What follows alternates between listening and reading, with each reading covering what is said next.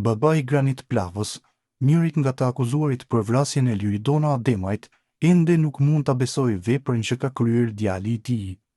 Në dokumentin e forenzikës psikiatrike të siguruar nga gazetarja e qendresa Tarshani, baba i Granitit ka deklaruar se djali i tij ishte fëmijë me zhvillim normal pa probleme dhe pak mendje lehtë.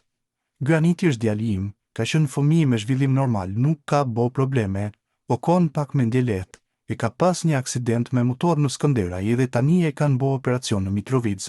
Pas atij aksidenti, ka një herë u ankoje që po e dhem kryt, po probleme diçka nuk ka bo, mirë ka shku me gruan dhe me neve, ka punu me mu edhe në për firma, mësë shumëti në ndërtimtari. Nuk po munde me besu hala çka ka ndodh, lexohet në dëshminë e tij. Në të njëjtin dokument, Granit Plava ka treguar se Naim Urselia kishte siguruar armën me plot 20 fishek për të vrarë Liridona Ademajt më 29 nëntor 2023.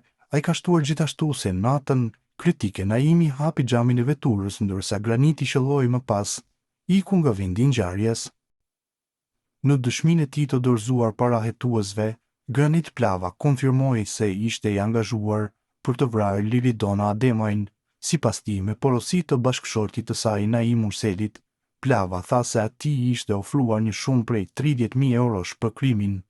Ai përshkroi se armën dhe fishekët i kishte marrë më 29 nëntor 2023, pikërisht në ditën kur u krye vrasja.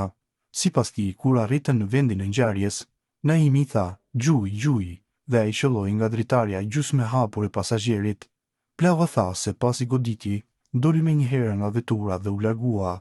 Në akt akuzë teksohet se ngjarja ndodhi më 29 nëntor 2023 në fshatin Bërnic në Prishtinë, ndërsa vrasja u pasua me përpjekje për ta inskenuar si grabitje në dorën e bashkëshortit që e mbante viktimën nga krahët që të mos shmangte plumat. Sipas prokurorisë, plani u realizua me detaje, arma ishte dorëzuar nga Naimi dhe Plava u maskua dhe qelloi nga afër, duke e qelluar viktimën në kokë. Plag vdekje prurse, siç konfirmon raporti autopsisë.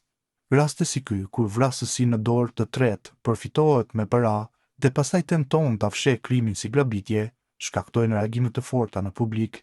Dëshmia e Plavës hapi dritare mbi mënyrën se si organizua dhe u ekzekutua vrasja, por gjithashtu tregon për përfshirjen e disa personave, përfshirë furnizuesin e armës dhe bashkëpunëtorët.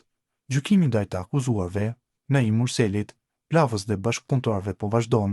Për momentin prokuroria ka ngritur akt akuzë për vrasje të rënë dhe posedim të pa autorizuar të armës.